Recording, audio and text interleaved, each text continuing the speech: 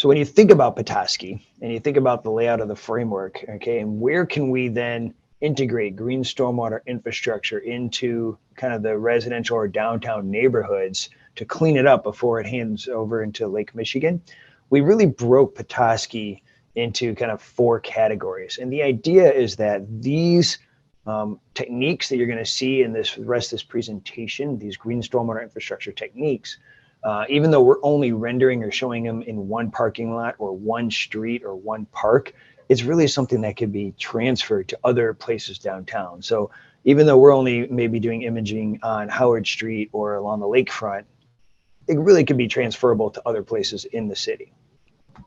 Okay, so let's take a look down at the Historical Museum as a starting place, as an example of how this would work for parks.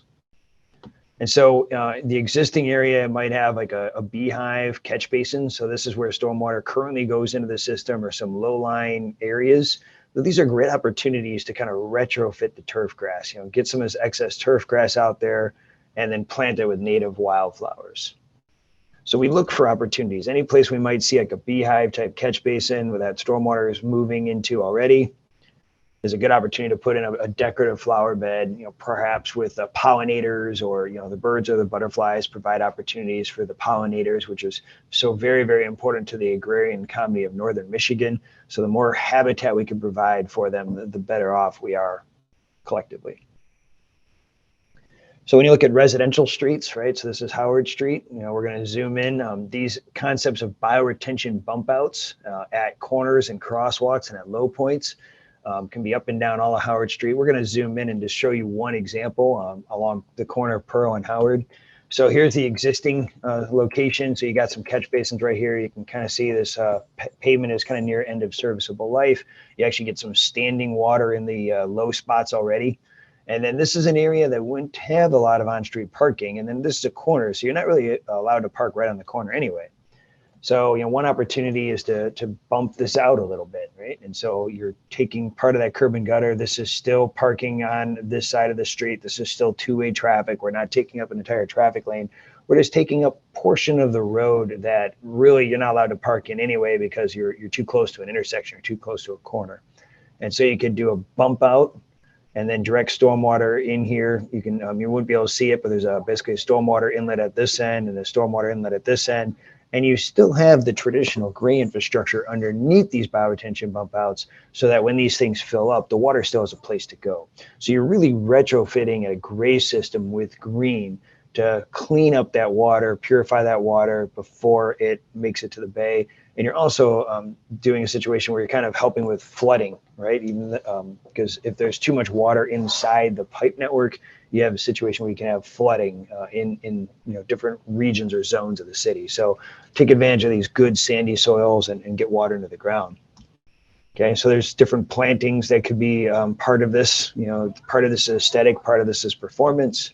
You can also expend it into some of the grass lines, right? So if you don't want to maintain the grass in here, perhaps when you are going through and upgrading electrical infrastructure and putting that infrastructure underground, it's very common nowadays to start putting above ground poles and start doing underground electric. That's a great opportunity to retrofit areas. So moving down to Howard Street. So when you have a major intersection, more like a downtown, you have different options. You have an option of pavers, or you might have an option of just underground storage. You can also do bioretention bump outs or tree box filters. So a lot of the tools in the toolbox we talked about will work really well in this situation. Right, so here's an example of the downtown, right? So here's this area here is not a parking spot because it's too close to a corner, but you can see the catch basin. So water is flowing down Howard Street into this catch basin and straight out to the bay. How do we capture that water, infiltrate it, clean it up before it gets to the bay, right? So one option is, I said, putting in porous pavers. So here's a porous paving parking stalls. There's a lot of examples of this in Grand Rapids, Holland, and other places. And so water then goes through this surface into the stone reservoir, and then it's infiltrated down into the soil, and the nice sandy soils.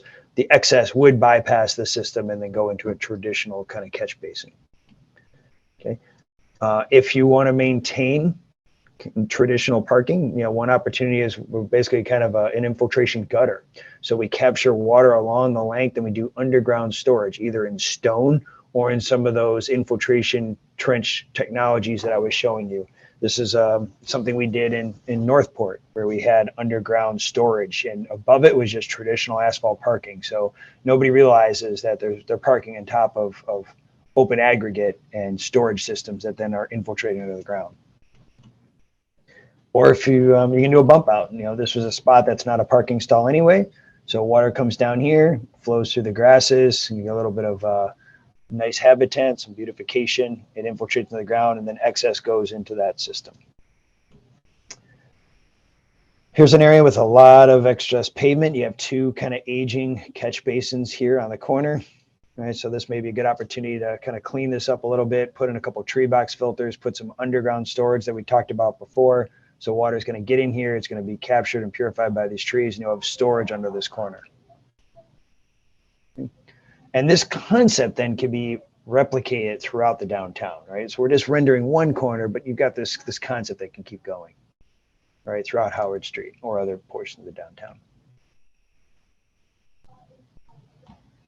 So the last one we want to talk about is parking lots. And so parking lots also present an opportunity to be more green, or like a green parking lot. So here's an example. This is a very large parking lot.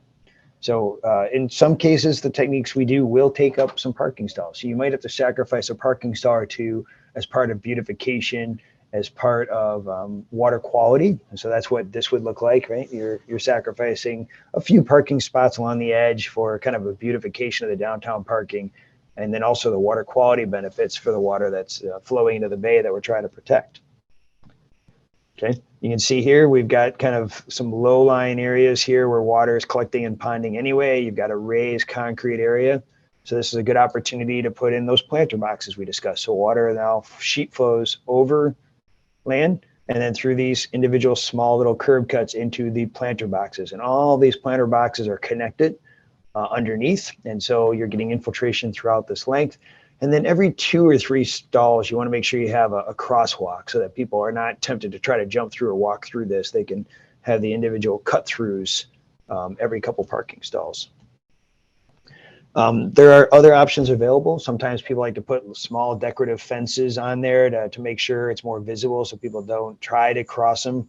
Or sometimes it's even more substantial. So these are things that people are sometimes interested in doing for pedestrian safety or for aesthetics. However, if you have large trees and plantings, it is quite common to not put railings around these. This has been done in Lansing and Grand Rapids and other places where they do not have the fencing or the railings. It's just part of the infrastructure of the downtown or the parking areas. But there's also options to do, like I said, put in more of a traditional gray infrastructure, but you're still capturing and infiltrating that water instead of having it run straight off into the bay. So, and that's underground storage. So that is the overview of green stormwater infrastructure, techniques and concepts, and how they might be applied to Petoskey. And we thank you for your time today.